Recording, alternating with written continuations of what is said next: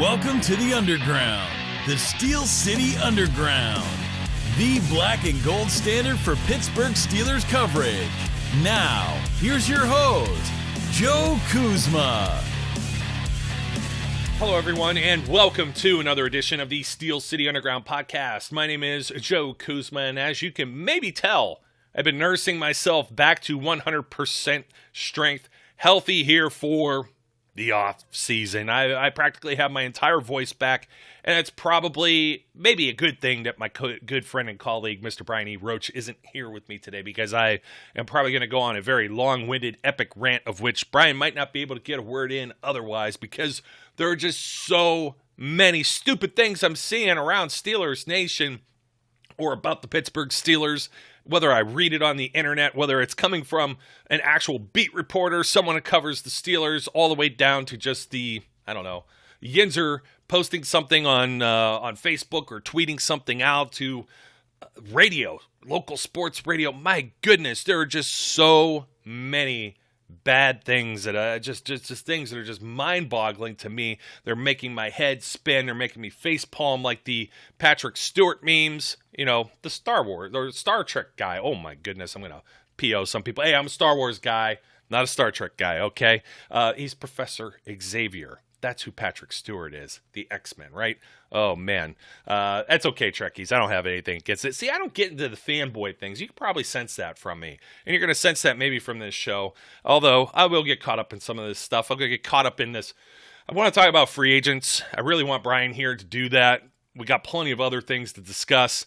We're going to be talking about quarterbacks until the cows come home. In fact, we're going to beat the cows and the dead horse until there's not even a skeleton left. We're going to pummel it down into dust and then, toss it out into the Three Rivers or something, and then find another horse to beat while listening to a broken record. That's just how irritated I am with everything I'm seeing and hearing about quarterbacks. We've been 1 week without Steelers football. What are some of you going to do into March? What if they don't sign a free agent in March? What are you going to do in May? What if they don't draft anyone in May? This is going to carry on. Even if they draft someone, this is going to carry on into August, when that someone is like playing what few reps that Josh Dobbs got last preseason. You have fewer preseason games, and I kind of highly doubt if they draft someone, and it's going to be the argument of, do they start day one? I don't know. We're going to see. We're going to find out about all these things. But, man, there's a lot of meat to chew off that bone, and there's a lot of time to talk about that. So I'm going to try and stay out of the whole quarterback thing. I've already ventured into there today. It's not somewhere I really want to be. I kind of want to bring up some of the other things that are going on. But if you would like to read a little bit about quarterbacks, I had a piece posted yesterday on SteelCityUnderground.com about why I'm already tired of hearing about the Steelers' next quarterback. And a lot of that has to do with just the names that are getting tossed around. Either quarterbacks that, the 6th or 10th team that they're on is going to be their golden opportunity. This is the time now. It's like everybody else's trash got to be the Steelers, whatever. And people got like 10 quarterbacks going there. I see these grids with odds, and there's names on there that are just, I'm just like, stop it. Just stop it. Then there's people that just aren't even free agents. They're not even available. They could become available. Aaron Rodgers. But what will it take to do that? Stay tuned. We'll come back to that at some other point. Although I would like to just point out that, man, imagine, you get mad enough, you get hot enough about Mike Tomlin, right? Coaches, coaching staff, talent, defense, offense, whatever it might be. Special teams and being a Green Bay Packers fan, not going together very well right now, especially when Aaron Rodgers comes out and he says, basically, earlier in the year, he was sitting out, and then he's saying that this might be the last dance. Like the Chicago Bulls documentary, Michael Jordan, the last ride, basically the last dance, and he gives the Ben, how do you do it here? This is the old Jimmy Superfly Snuka too. The "I love you" with the 3 fingers in the air type thing. Sign language, man. I know a little bit about it, but anyways. That's Aaron Rodgers doing the same thing Big Ben did when he left Pittsburgh. Aaron Rodgers leaving Green Bay. Is he saying goodbye? Who knows, man? I mean, I didn't really want to get into this topic, but let's just put it this way. There is a lot of cap space.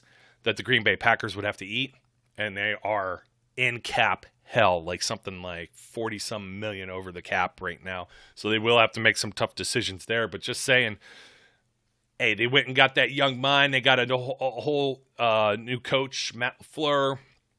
He's he's somebody that if you pay attention enough to football overall, and you're not just glued to the Steelers, you're not just, the Monday morning quarterback on the couch criticizing Mike Tomlin. This is a team that's had very high expectations. Rodgers playing at an MVP level over the last few seasons. Did they give him the right help? Did they make the right personnel choices? And then, they choke. They're the top seed and get a bye and choke in the postseason. No wins.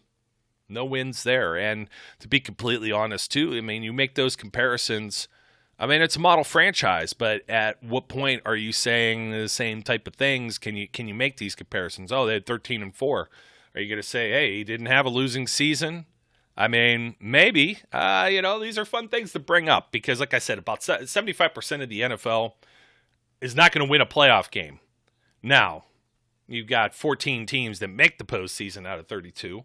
So you got a few extra teams that get a little extra. They get an extra sticker on the helmet, so to speak.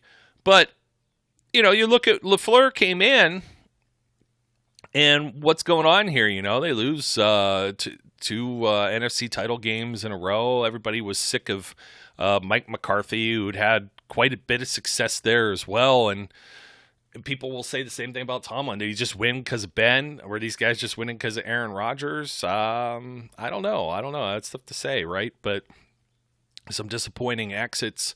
They've had a playoff win in each of the previous two postseasons. I guess it's a little bit more than what the Steelers got going on, but there's a lot of hoopla about, man, where do I even begin with some of this? Let's start with the first one because we know, I don't know if we had a chance to mention this, but before Keith Butler is retiring. And so the Steelers defensive coordinator, that rumor substantiated, didn't even take like a full week. I think Aditi Kikwala went on the air on 93.7 The Fan in Pittsburgh last Tuesday, so about a week ago. Made note of the rumor or the sources, the source, whatever she had. It was the first that a lot of people had heard about it, although, we kind of put it in the back of our mind. It's been discussed before, I think. Keith Butler, not exactly on the year-to-year contract that Kevin Colbert is, who has not made an official statement with the team yet, may I add. But I think there was maybe some speculation there. Butts, as they call him, Coach Butts, has been there before Tomlin. He predates him back to the Bill Cowher eras. He's been a linebackers coach. He's been responsible for so many great players. And he makes some comments about Mike Tomlin calling the defensive plays, and everybody gets like in this huge tizzy. And everybody's been wanting to shove Butler out the door too, which I can't figure out. Regardless of who's calling the plays, however, the architect of this defense, whatever they put together over the last 5 years, has led the league in sacks in each of the last 5 seasons. Excuse me.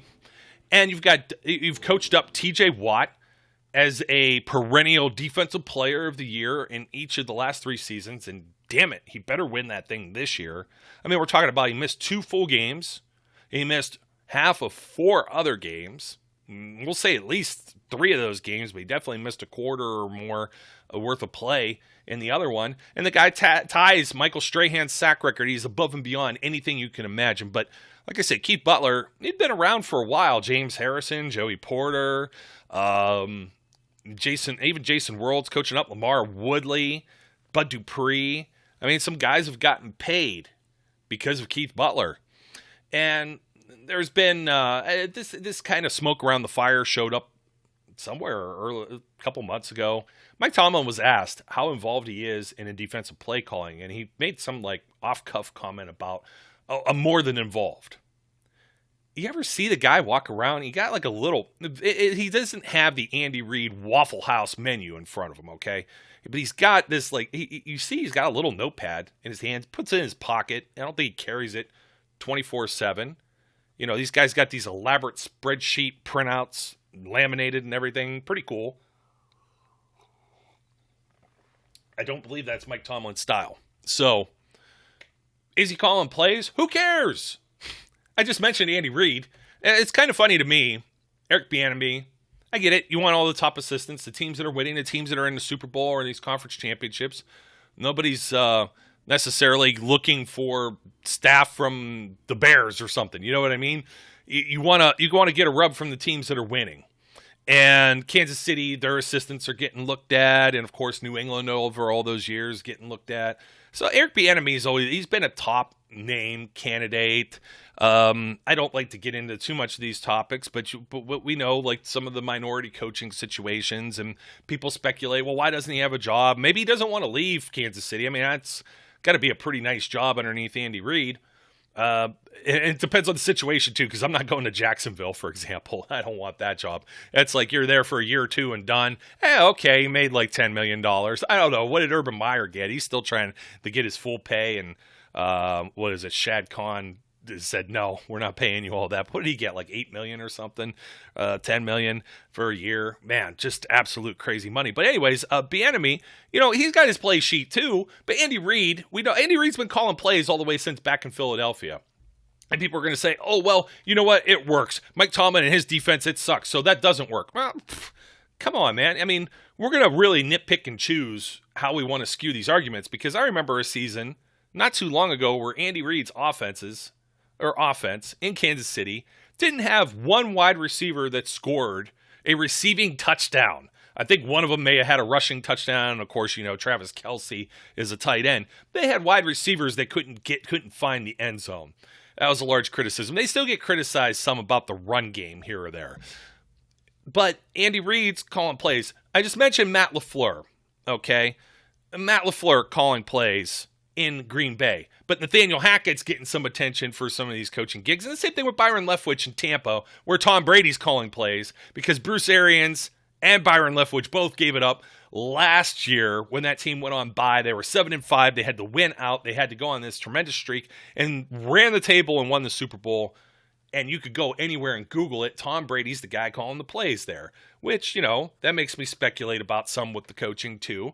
But it's a team effort. Everybody wants to say it's a team effort, except when they don't. They want to talk about certain individuals. But all of these, the names that I'm mentioning here, I'm probably missing. Oh, Bill Belichick.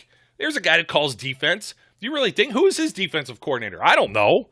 Let's look it up. No, I don't even really care. I think it's his kid, actually. He's just there as like a figurehead. You know what I mean? Okay, you've got guys over the years like your Mike Vrabels or whatever, or who's the guy that went to the Lions and didn't do so well. You got guys like that have been in his corner. Josh McDaniels has been there forever, but who do you think really puts that defense together? Bill Belichick's been known for defenses going back to the big tuna, Bill Parcells, who is mentor and a guy that had him on his coaching staffs with New York Giants and then in New England as well. So this kind of drives me crazy that people are talking about Mike Tomlin and are talking about him calling defensive plays. It's like, Mike Tomlin was a defensive coordinator before he took over the Steelers as a head coach. How much input? We don't know. How much input did Bill Cowher have? He was a defensive guy too. I think there's just a lot made out of this, just so some people could draw some attention to themselves individually or to their platform to get clicks and views, as I'm always calling them out for, the clickbait stuff. And mind you, there's some people with some great content out there. We're not the only show in town. I'm not ignorant of that. I watch other people's stuff sometimes too, as time permits. And I encourage everyone else to too. You gather different opinions, you form your own ideas, and you're a fan. But goodness, some of this stuff is just garbage, and you have some type of responsibility to not just put this schlock out here. To what are you doing? It's just negativity. It's like the TMZ shock jock thing, except it's not really shocking anyone, and I'm not really surprised. Tomlin came straight out and said it. And with Keith Butler retiring, people are going to try and build that bridge and say, well, he's fed up with Tomlin. Man, Keith Butler has been around forever, okay? And I have a feeling, and it's the same thing with Ben Roethlisberger, by the way, when those retirement rumors started to surface, is when Ben went at home on the COVID list, Keith Butler as well, and they sat at home and they had a weekend or a week to themselves. And he got a taste of what it was like to not be in the daily grind that is the NFL. Now, the players, they're going to get some time off here right now, off season. I mean, they're still going to be working out and stuff, right? You get some off-season workout, but the team activities are at a minimum because guys might not be under contract to the Steelers come March, right? But the coaches, this don't stop. Tomlin's in the draft process, and they're watching film on guys on who do we need to keep?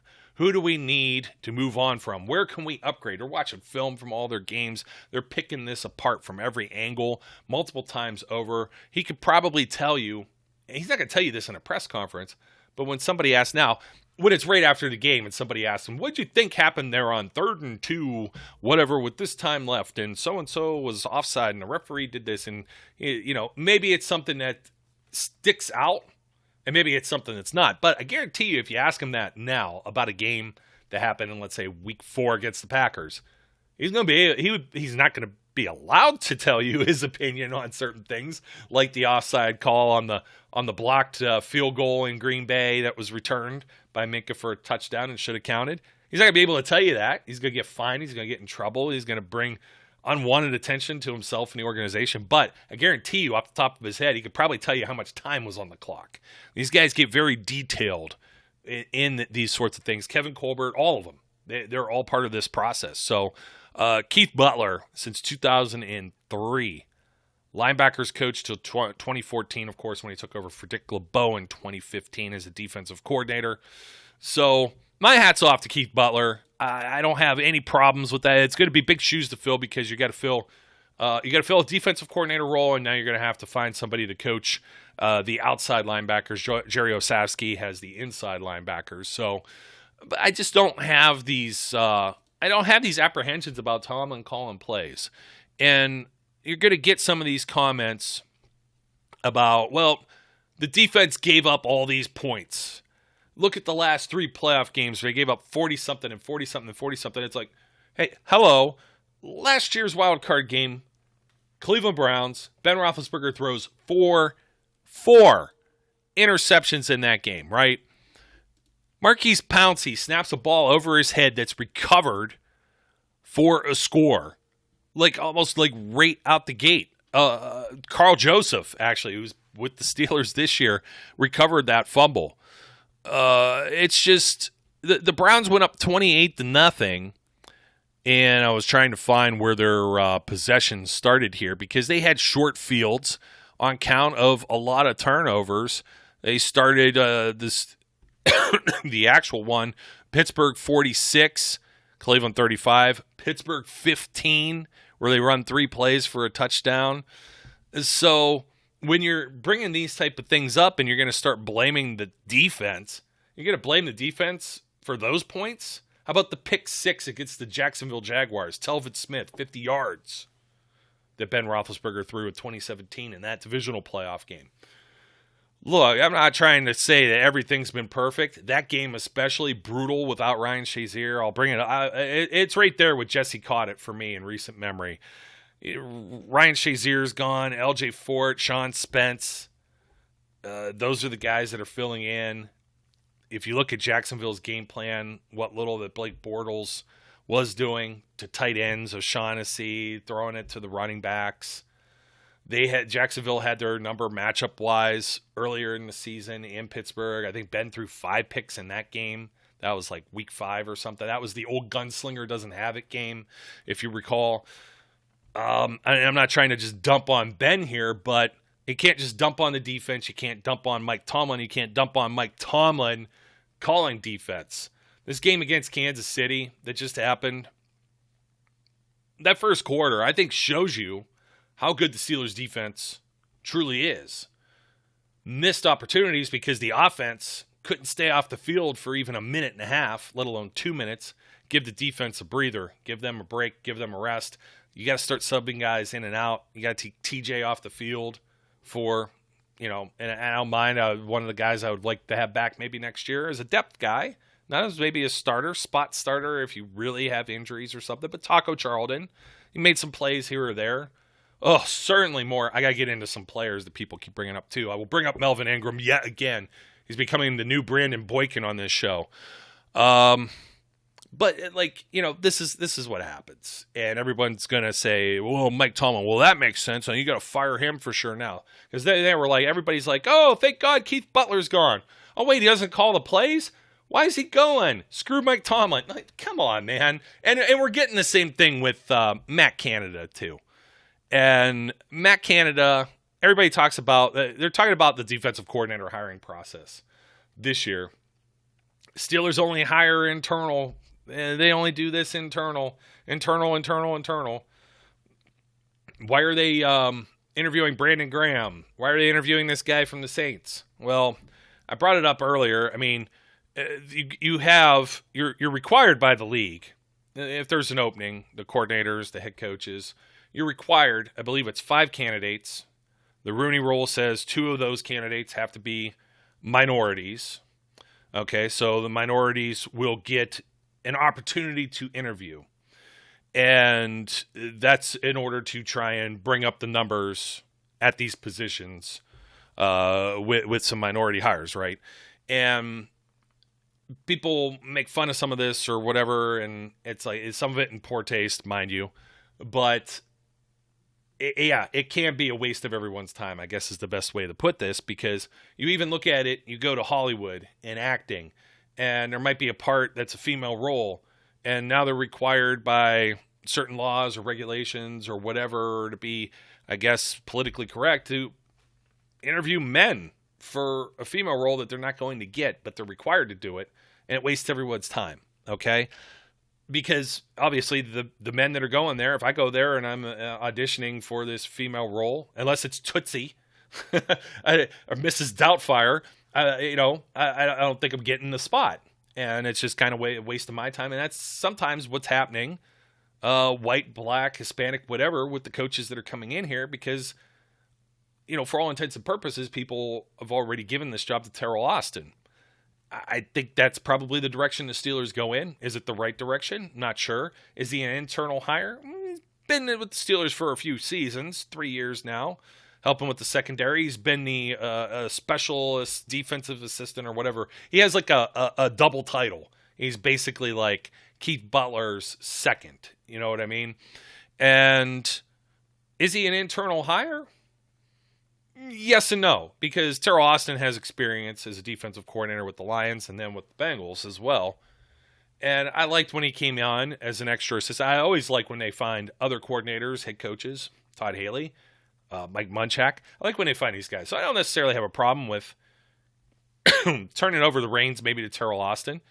And if we already know Mike Tomlin's calling the defense, how big of a hire is that? Jerry Dulac came out. He's been on the sauce a little bit lately. He's been ornery. I like Jerry. I do. He has some great takes, but man, he's been just out there, just kind of slanderous almost. Who would want to take this defensive coordinator job knowing that the head coach is calling all the plays? Are you going to go to New England and coach as a defensive coordinator for Bill Belichick, knowing that Bill's like the GM there too. He has control of all of these things, right? Are you going to go to Kansas City? Are you going to be Eric Bieniemy or the next Eric Bieniemy? Are you going to go to Tampa with Bruce Arians as Byron Leftwich did? Hell yeah, you're going to do those things, even if these other guys are calling the plays. So Nathaniel Hackett, the other guy at Green Bay with Matt LaFleur. We know that for some reason it's like taboo for Mike Tomlin to call defensive plays, and I know I'm getting long-winded of repeating that over and over, but I'm just trying to illustrate even the internal hire, or why would somebody want this job? Why would somebody want the Steelers defensive coordinator job? T.J. Watt, Cam Hayward, Minka Fitzpatrick. That's why they want the job. You've got several studs that are already there. You're going to get a few more pieces that are either free agency or the draft this year, and they're reloading. And this is a storied franchise, and it's one you could come to and stay for 20 years like Keith Butler just did. You don't have to worry about whether there's going to be an axe at the back of your neck. You know what I mean? Looking over your shoulder like some of these other jobs where you're just going to be around for a year or two. And like I said, coaching, very nomadic, unless you're with the Steelers. So, I mean, for the longest time, what was it? James Daniel, tight end coach. You've still got, why can't I think of his name right now off the top of my head? He's the assistant coach. He used to be the defensive John Mitchell, assistant head coach. John Mitchell and it was entering his 28th season right now with the Steelers. He was the defensive line coach from 94 to 2006, and then pseudo, because he was an assistant head coach up until 2017. They added that to his title, and he's been the assistant head coach now since 2018, giving Carl Dunbar the defensive line duties. But man, John Mitchell, and there's a guy that's seen a thing or two, right? He's been around since the old days. I think Bear Bryant with Alabama, and just look up his story. He's a tremendous guy here, and I'm just saying, like, you come to the Steelers, why wouldn't anybody want to be part of the Steelers organization? You're there. You're for life, practically. So it's some interesting stuff. I wanted to bring up. I didn't mean to actually bring up John Mitchell's name here, but it's somebody that nobody thinks about that's been on the staff, and he's part of the standard that's here, and he's let me see. Alabama, he played for the 49ers just barely, but as a coach, man, he's been around. Let me see here. Started at Alabama, actually, in 1973, defensive ends. That was after a brief pro career. Absolutely tremendous gentleman there. But anyways, it's like you get one of these jobs. Terrell Austin probably comes over instead of being a defensive coordinator for a year or two somewhere else. Yeah, I'll coach up the secondary and do this and that in Pittsburgh, because we got rumblings that Keith Butler, he's been talking to us the last couple of years. He's starting to get tired. He kind of wants to do things with family, whatever it might be. Yeah, okay. And there you go. I mean, it's not rocket science. And this is the thing with Matt Canada too. And people want to ship him out already. And Todd Haley, I mentioned this. Todd Haley didn't have the personnel he needed. A lot of injuries when Todd Haley came on board in 2012 too. They had like Ike Redmond and Baron Batch and whatever at running back. So that didn't work out, obviously. And a lot of people were on the fire Haley bandwagon as soon as it started. And some never stopped. They cling to these ideas, and you just don't let them go. And I imagine this is going to be the thing with Matt Canada as well, but geez, it takes a year or two to get your guys in place. Look what happened after Haley finally got Le'Veon Bell. That was the season they had 2013. They start 0-4, but they didn't have Bell for the first 3 games either, so it was still a carryover from the previous season. Then all of a sudden it's Brown and Bell and Mike Wallace, and then eventually Wallace goes and Martavis Bryant fills in there. And the offense is just electric, and Ben isn't getting sacked and buy-in and all this other stuff. So we'll see if Canada gets some of his personnel. I understand quarterback is a whole different animal now, so I do say that with a grain of salt. But Canada, everybody wants like a young college mind for all of these different positions. Well, hello, this is the guy you begged for the year before. You were so sick of Randy Fichtner. When he came on, Canada comes on. He comes on as the quarterback's coach. It's like, oh, okay, this guy is going to replace Randy Fichtner next year. And I think it's an insurance policy, but he's also there to add to the discussion in the room for that game planning, get him into the system a year early, and all of a sudden he's an internal hire. No, he's not an internal hire. He was kind of redshirted into this position. Now, Terrell Austin's been there a little bit longer, but seriously, Keith Butler had been there forever, lying in wait. He almost went, I almost forgot about this, but if you remember, Bruce Arians goes over to the Indianapolis Colts, right, with Chuck Pagano. That's the year Chuck Pagano got sick and Arians becomes an interim coach, wins a coaching award being the interim coach for the Colts. They tried, as they might, to poach Keith Butler. Keith Butler wasn't a defensive coordinator yet. The Steelers have been paying Keith Butler. They say this is another myth. It's like Steelers they do this because they're cheap and they don't have to pay for assistants and they have this small staff or whatever. That's baloney. Pay Keith Butler a nice amount of money to stick around and perhaps be the next guy. Kind of the same thing that's been going on with Omar Khan. People are bringing up that Omar Khan hadn't been doing the interview rounds that he was doing the previous year. Omar Khan may have it in his mind that he could be the next general manager of the Pittsburgh Steelers. I don't know if that'll be the case. A lot of people in the scouting department, like Brandon Hunt, who's one of the chief scouts. He's been around for a while too. These people have all learned, and they talk about the standard. You talk about the standard as if it's just Mike Tomlin's thing here. So you're mad about Matt Canada, this and that. You talk about internal hires. This is kind of the way it goes, and it's not always internal hires. I mentioned Todd Haley. I mentioned Mike Munchak. You bring in guys like Terrell Austin. They come here, and then you're getting promoted. It's a lateral promotion. I know it's a new job, so now you're going to say, oh, it's an internal hire. But it is part of the standard, and that standard doesn't start with Mike Tomlin, and it didn't start with Bill Cowher. It started with Chuck Noll, making the Steelers one of the most successful modern-era NFL franchises. Maybe the most successful, right? People were saying, well, I would trade all of this. I would trade a bunch of losing seasons to win Super Bowls. And I posed the question, I'm like, well, who's won more Super Bowls than the Steelers have? No one? Kind of hard to win a Super Bowl then if you're thinking that the Steelers are just suck and had this lack of success. Yeah, okay. I mean, I just mentioned the Packers. You don't think they're frustrated? You don't think Kansas City fans are going to be upset if they don't go all the way and hoist the trophy at the end of this season? I mean, these are, we all have expectations that there's only one. There's only one team that gets to call themselves the world champion, okay? I'll get into world champion on another day because it's like, yeah, world champion because I guess they're playing in London. They're getting a little more global, but that always seems kind of silly to me too. But anyway, the Super Bowl champion, I guess, is the better way to phrase that. And I know that irks and ticks off a lot of people, but you can't make up for some of these injuries. I mentioned this before, and it's one of those things where, yeah, okay, Mike Tomlin's calling the plays. He gave up all these points against all these different teams. I just mentioned how much time TJ Watt missed. 2 full games, half of 4 others. You don't think he makes a difference? You were already replacing Bud Dupree with Alex Highsmith. Steven Nelson was let go. You're replacing him with Cameron Sutton, who had a fine season, quit complaining about cornerbacks. Bad games here or there. He's also tasked with moving around a ton as they try to figure it out. I think the best formation the Steelers had this year, actually, was being able to get Ahkello Witherspoon on the field. You forget James Pierre was the guy that was out there getting burned by T. Higgins in Cincinnati. Jameer Jones, the camp phenom, he got to get some playing time. Didn't last very long. There's a lot of names that you forget. Isaiah Buggs, who was let go.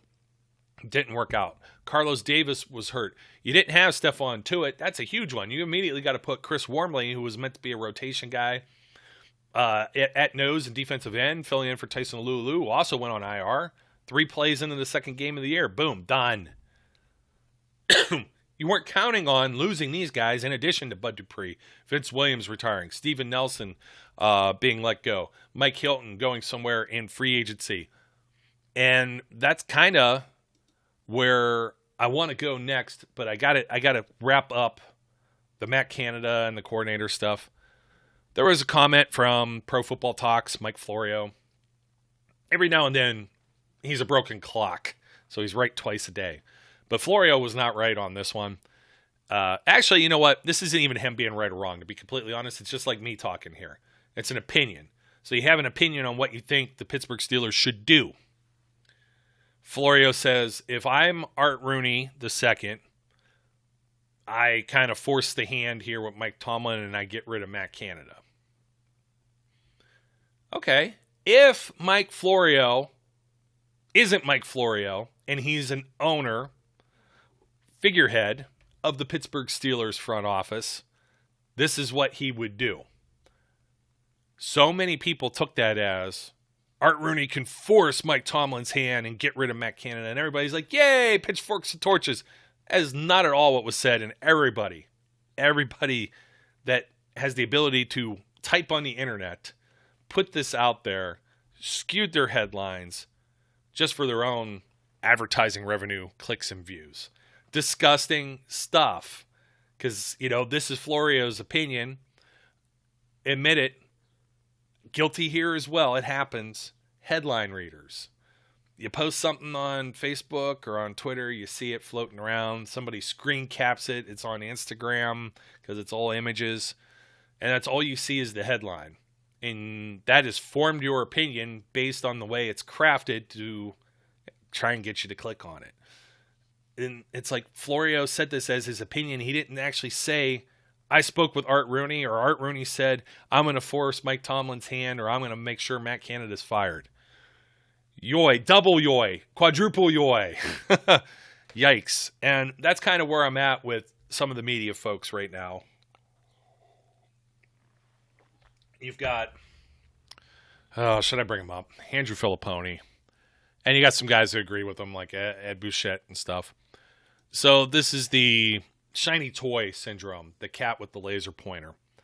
People see Mike Hilton play in this playoff game the other day, playing now for the Cincinnati Bengals. He's only been there all season. It's the same thing as Melvin Ingram. You get to see him with the Kansas City Chiefs. Told you I would bring him up. Melvin Ingram. Okay. Where do I start with this? His numbers, I understand. He's a veteran. He's a pass rusher, et cetera, right? But somebody's made him out to be TJ Watt, or made him out to be Michael Strahan, or Reggie White, or Bruce Smith, or any of these guys. 32-year-old Melvin Ingram, number one, was not a priority free agent signing when free agency began in March. Some of us have short-term memory. I try not to, but sometimes I go back and I look, I forget. I mention on here, as best as I can, the facts as I can pull them up. I try not to go off the cuff too much because I'm getting old, man. Not as old as Brian, but I'm getting there, and I forget things. Brian may have a better steel trap of a memory than I do. The Steelers didn't have any salary cap room. The cap went down, lower than it was in 2020, lower than it was in 2019, just barely a little bit over what it was in 2018. That screwed up everybody in the league. Everybody's got to play by the same rules, right? But teams that have been paying franchise quarterbacks, the Packers, they're deep in it this year. Not as bad as the Saints. I think they're $70 million over. They were like $40 million over to start this past season. Because they're paying Aaron Rodgers and Drew Brees, and you're trying to get that Super Bowl window and put a team around them, and you're kicking money and floating it into the future. Excuse me. Almost recovered, like I said. I'm about 98%. Lose my voice here a little bit. But the Steelers, $20 million over the cap. Don't you remember the conversations? Will Ben Roethlisberger return this year? Steelers are in cap trouble. They might have to just say, goodbye, Ben. Save this money. Hold on a second. Ben Roethlisberger restructures, void years, spreads some money out, takes a $5 million pay cut. That helps. A few other contracts rescheduled or restructured, and the Steelers end up with about $9 million in cap room. Okay? The moves that they had to be able, the free agents they had, we mentioned it earlier. Bud Dupree had made about $16 million. I think it was like 15.8, 15.9 on a franchise tag. That was going to be a 20% pay bump if they would have franchised him again. He was going to make at least that. He signed, oh dear Lord, I have it here too. 5-year, $82.5 million contract with the Tennessee Titans. There's no way that the Steelers are going to be able to do anything to keep him. He missed 6 games this year. He only had 3 sacks, 8 quarterback hits, 2 tackles for loss. Alex Highsmith, who replaced him, right? What did I say? 3 sacks? Alex Highsmith had 6 sacks, almost double the quarterback hits, 15 tackles for loss to Dupree's 2. It's almost like the Steelers know what they're doing. Alex Highsmith didn't put up all but just one number here. His 6 sacks, his 15 quarterback hits, and 14 of his 15 tackles for loss happened when the Steelers benched Melvin Ingram, kept him on the sideline during the Seattle game, the last game he appeared in with the Steelers, and that's when the trade talks happened. Did he request it, or did the Steelers say, we're going with the younger guy, we got to get him on the field? This is the right move for the Steelers to play Alex Highsmith, just because the rest of the defense had some injuries, Joe Hayden missing 5-6 games, things of that nature. You don't blame that on a personnel decision that is actually the proper one here with Alex Highsmith. But it was really weird because Melvin Ingram was talking about playing time. I mean, he goes to Kansas City. He has 1 sack, 2 tackles for loss, 5 quarterback hits. And he's played 46%, 39, 66, 53, 59, 71, 40, 70, 72, 54, and 75% of the defensive plays for the Kansas City Chiefs, okay? That's about what he was doing in Pittsburgh if he wasn't doing more. I mean, I got to go, let me see. Got Melvin Ingram here, goofy number 8 when he was there. Now he wears 24. These new numbers get me. So you got him in Kansas City, and I already mentioned he had it was 2 half sacks. He gets 1 here in the postseason, of course. He's only had tackle-wise. Let me see. Why do we only have assisted tackles on here? Oh, this will drive me absolutely crazy. So solo-wise tackles, 12 tackles, 25 tackles between the two teams, 15 for Kansas City in 9 games, 10 of them with the Steelers. But with the Steelers, though, the point I'm trying to make is he played, even with TJ on the field, TJ was out there against the Bills. He gets hurt with the Raiders and Bengals, and I think Highsmith was out for the Bengals game as well. 64, 86, 100% of the game playing time. He dips to 49% against the Packers, 60 against the Broncos, and then the 26% gets mad, requests that trade after week 6, the game against the Seattle Seahawks. He did end up the game he played almost the entire game against the Raiders. He did end up having a sack, but the Steelers had like no pass rush presence. Some people want to talk about run game, contain, but the guy doesn't make any tackles. Okay? He's not making really any tackles for loss, 2 apiece with each team, 4 overall, but 2 in 9 games with the Chiefs. I mean, he had that nice where he wasn't blocked. I talked about this with Joe Valerio a couple of weeks ago before previewing the Chiefs game. He goes in unblocked and just strips the ball like a maniac. I'd hope that happens, especially with a 32-year-old player who's a former Pro Bowler. And not to dump completely on him either. Still a wily veteran player, but just how much when you have Alex Highsmith that's doing this? The people have confused the Steelers signing Melvin Ingram is a bad signing. He doesn't join the team until July. It's the day that the Steelers players are reporting for training camp, and David DeCastro is kaput. His ankle ain't right. He's like, hey, the Steelers are going to release him. They now have cap space. So Melvin Ingram comes aboard. They signed Trey Turner to replace DeCastro. They have enough cap space to make a trade and bring in Joe Schobert, or else it's Robert Spillane starting next to Devin Bush. Say what you will about Schobert or Bush's play this year. I think a lot of it has to do with defensive line. But if the Steelers don't trade for Schobert, how much worse is it with just Spillane? Spillane gets picked on here or there. It's another conversation for another day. But Melvin Ingram, can he help in a rotational thing? He doesn't want to be rotational. He actually wasn't. He was playing quite a bit. Some of that with injuries. But when those guys got healthy, you're not playing them over Defensive Player of the Year almost 3 times in a row now, TJ Watt. And then you see what Alex Highsmith ends up doing. So, in much the same way that what happened with James Harrison, people are going to say Mike Tomlin doesn't have the locker room. Au contraire, I believe. Look, Melvin, you sit him down. This is probably Monday morning, Tuesday morning. Or they speak with his agent at the very least. Excuse me there. I apologize. I really don't like to cough and lose my voice and be unprofessional here, but still dealing with some stuff. But anyways, this is a conversation that gets to Melvin. Maybe he's mad and he does come straight out and say, I'm not dealing with this anymore. Trade deadline's coming up. Steelers know that. Week 9, trade deadline's coming around the corner. Teams have been on the phone about maybe certain players who might be available. This one becomes public. Why? We're going to do this veteran player a solid. We know that if we have TJ healthy, we have Alex healthy, these are the guys that are going to play. We mentioned this situation in the offseason before he came on. You're going to get a lot of time and work in training camp. As a veteran, we need you here because TJ Watt is going to be sitting out, and we're not going to be able to get anything done with him until probably the end of camp. So they know these things, okay? This is planning. That's the main reason Melvin Ingram was brought in to begin with. Obviously depth, but he doesn't want to be depth. He's looking in the mirror and saying, man, I'm 32. How much longer do I got?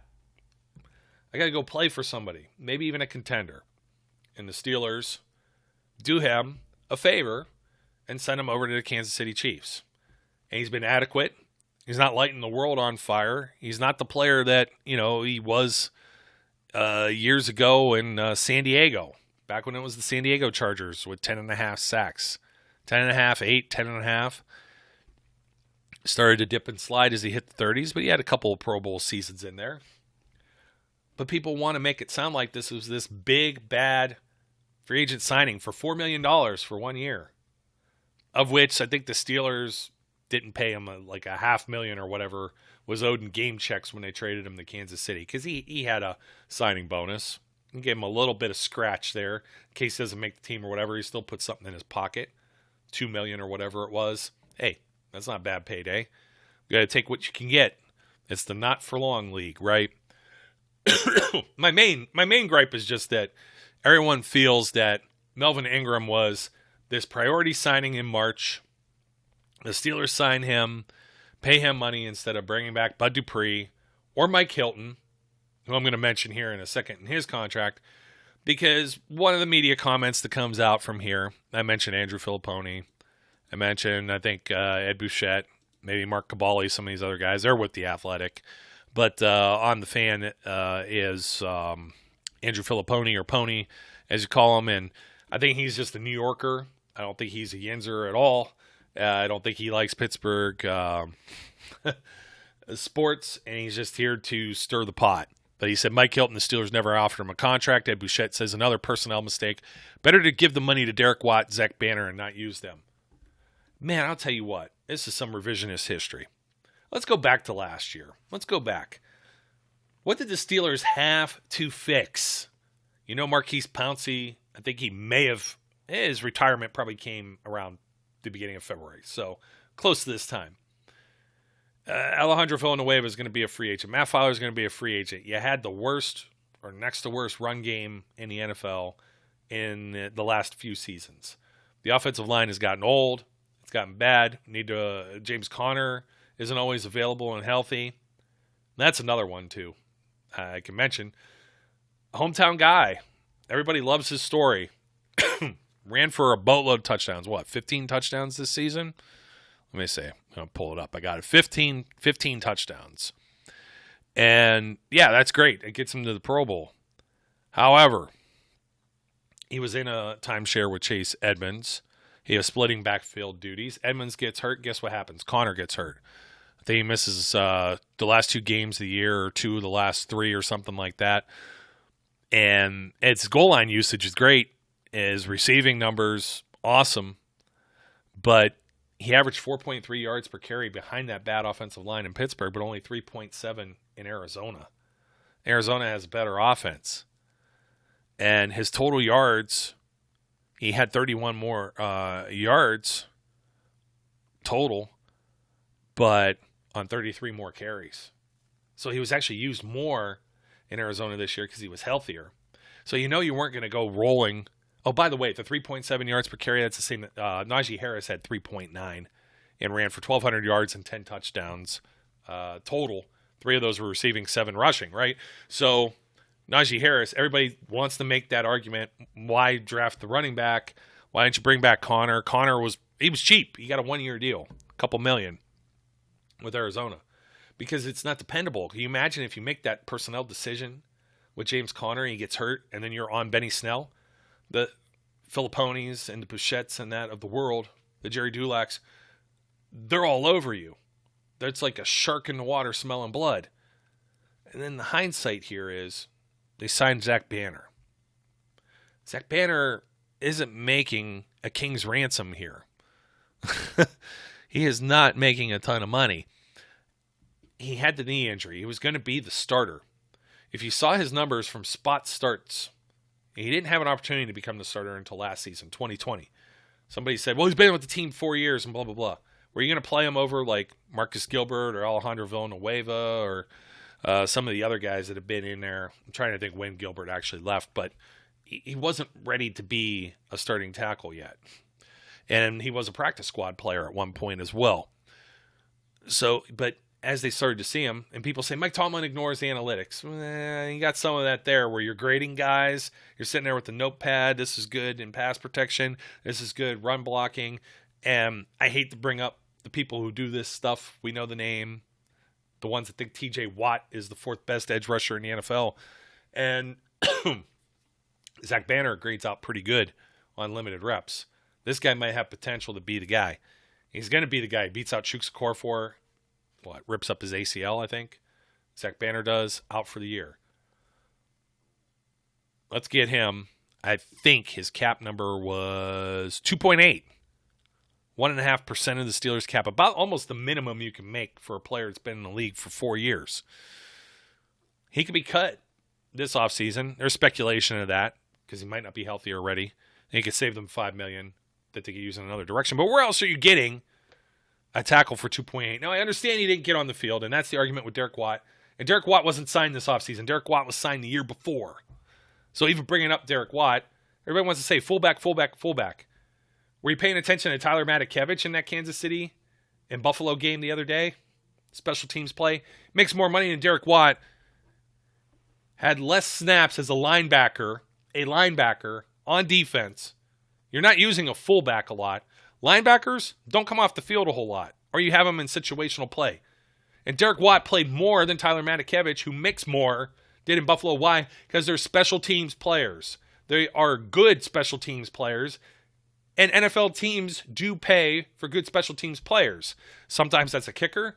Sometimes that's a punter. Sometimes that's the guys that are in coverage, like a Derek Watt or a Tyler Matakevich. The Steelers signed Derek Watt to replace Tyler Matakevich and another standout, Roosevelt Nix, who unfortunately, I think something with his neck or whatever, but he got hurt, couldn't get back on the field, tried to give it a go in Indianapolis or something, didn't happen, and out of the league, made the Pro Bowl the 1 year. Yeah, Nix was getting a little more usage, but that was back when Todd Haley was still the offensive coordinator too, maybe a little carryover. No, he didn't play. Did he play 2018? But regardless of what I'm trying to say here is how much do teams use fullbacks? Can you please recognize, let's not even call Derek Watt a fullback. Let's just call him a special teams ace. Let's not call Tyler Matakevich a linebacker. Let's call him a special teams ace. These guys get paid, and not even that much. We're quibbling over. What's Derek Watt? $3 million, just under $3 million for his cap hit this year. 1.6% of the Steelers' salary cap, in the same ballpark as Zach Banner. You take both of them, and you're not going to be able to sign Bud Dupree. You're not going to be able to sign Mike Hilton. Who do you think you are going to sign? Let's talk about Mike Hilton here for a second. I think he's a fine player, but let's not forget he was undrafted. They found him by film of Senquiz Golson, who they did draft, and he was his college teammate. And they invite him to camp, and he's a camp phenom. And unlike most of the other ones that flame and burn out, he found a niche. But that niche is he still had better statistics. As a blitz specialist, everyone wants to say, well, he's a blitzer. He didn't get a single sack in Cincinnati this year, even with the extra game for the 17-game schedule. He didn't have more pass deflections or interceptions or sacks that he did in Pittsburgh the year before. But the Steelers got to see a glimpse of the future, and they knew what the market was for him when they couldn't come to a deal the previous offseason. He only played 12 games his final year with the Steelers the season before. He missed 4 games. The Steelers knew what they had, either with Cam Sutton and otherwise, and felt that they could move on. He could be suspect in coverage every now and then.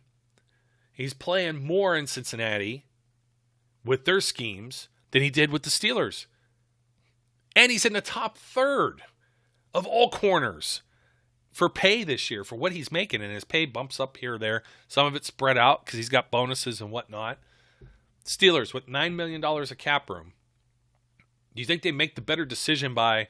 They don't know that Zach Banner isn't going to end up being healthy for the season and not recover and start on injured reserve. So he's not even available. You can't play the guy.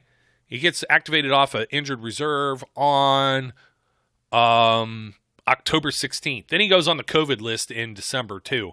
So even if Dan Moore gets banged up, then he was on the COVID list and couldn't even fill in for Moore. It sucks. It's bad luck. That's all the more it is. It's not like they could plan for this guy. The medicals check out. They give him a 2-year deal. He doesn't end up getting on the field. He gets out there for a few snaps, some jumbo packages here or there where he was active. There was one time where he came out on the game and they moved Chooks to the left because Dan Moore came out, lost his helmet, whatever happened. Gets dinged. The officials timeout. Okay, you got to set out a play. And they bring Banner in at right tackle. They do not want Banner at left tackle. If that couldn't have been any more obvious that you can't even come in for one snap to replace Dan Moore on the left side and you have to shift Okorafor over, Okorafor wasn't coming off the field, so Zach Banner wasn't coming on the field. That's the truth of that matter.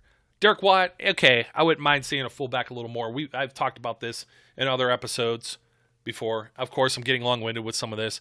But to think that you're getting any kind of major savings, you're going to create a hole. Not only this is versatility. You got a guy you're going to use a fullback maybe 5 snaps a game, 10, based on situation. So what's going to end up happening here is what? Do you want a fullback that could also play very well on special teams, or do you want to replace 2 spots and then end up spending the same or more amount of money?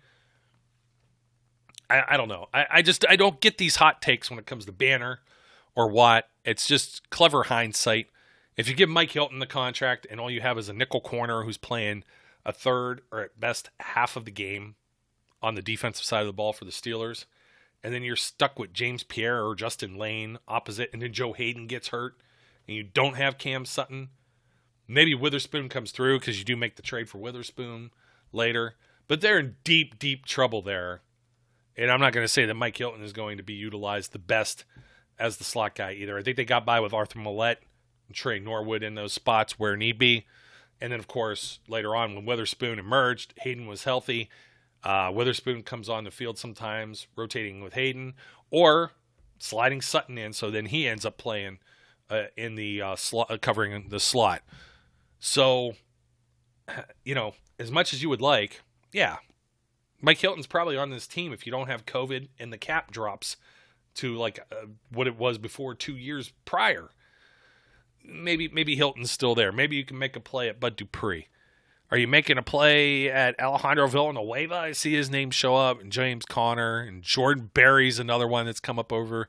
Everybody talks about these personnel decisions, and it's like, where do you draw the line? You can't keep everyone all the time. And when you're in the cap situation that they were in, and you're talking about, oh, well, they signed Melvin Ingram. No, that's in July. It's a completely different situation. They still didn't even have the money until DeCastro said he couldn't play. That's another guy they were counting on playing too. A big problem this year. Zach Banner they were counting on. David DeCastro they were counting on. I mean, that's a post-draft thing. Kendrick Green was going to probably be the center regardless. Kevin Dotson, he didn't start camp. Gets banged up, don't forget. Wasn't out there practicing, and people said he was out of shape. Man, that's a lot. That's just a lot of change and turnover. And you end up with Dan Moore, and you end up with John LeGlue, and you end up with J.C. Hassenauer somehow. And the only guy that was still there as a rock was Chooks Okorafor. I'm just going to mention that. And people will probably get mad if the Steelers offer him as well because he's going to be in that free agent discussion that'll be coming up soon, folks. Hope you enjoyed some of my ranting here. Try not to be all over the page with some of these things, but the internal hiring, the Tomlin calling the plays, what they're paying Zach Banner, some of these things are so inconsequential after the fact. You knew the run game and the offensive line needed fixed.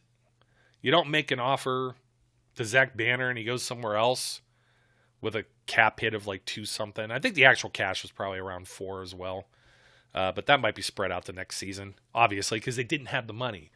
And then they're able to somehow bring Juju back.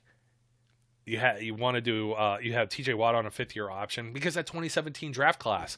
Oh, Colbert, man, he makes all these bad decisions. Drafts TJ Watt, Juju Smith-Schuster, James Conner, Cam Sutton with the first 4 picks in that draft. And you've got a good problem for a few years until you have to pay all of these guys, and then the cap bottoms out. So I got to mention, though, that Steelers team somehow this season still found the way and the will to make the postseason. And I'm going to leave you with this. And people are going to say, yeah, but did you see Kansas City and Buffalo? Look at those quarterbacks. Look at those offenses. How are you going to compete with that? By playing defense. Because neither one of those teams did. And Patrick Mahomes going 40 yards in 13 seconds and then winning the coin toss. That's all I got to say. You can play some defense too, folks. Doesn't all have to be quarterback heavy. We've seen some of the quarterbacks over the years that end up getting a chip, even though, like they say it, Baltimore Ravens, what was it, Trent Dilfer? And it's going to happen if you have the good defenses that are behind you. And even look at a young Ben Roethlisberger, because I'm going to get into this when we start talking about quarterbacks. Young Ben Roethlisberger, definitely aided by a great defense, especially that first Super Bowl with Jerome Bettis and company. Those playoffs, the numbers, he was protected very well from himself. So Ben matured into something else. We're seeing that happen with some of these other quarterbacks. So, you know what? Got to have a little bit of patience here. Don't have to always be the knee-jerk reaction. And no, Art Rooney isn't just going to go out and people are like up in arms about Matt Canada maybe sticking around. I think just some patience. Let's see what this guy does.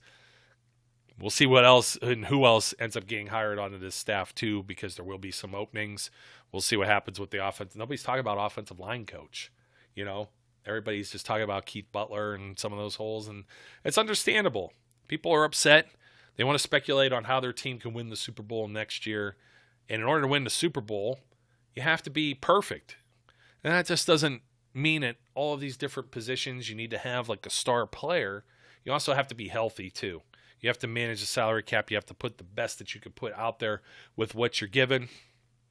I think most of us agree that the Steelers were not that this year.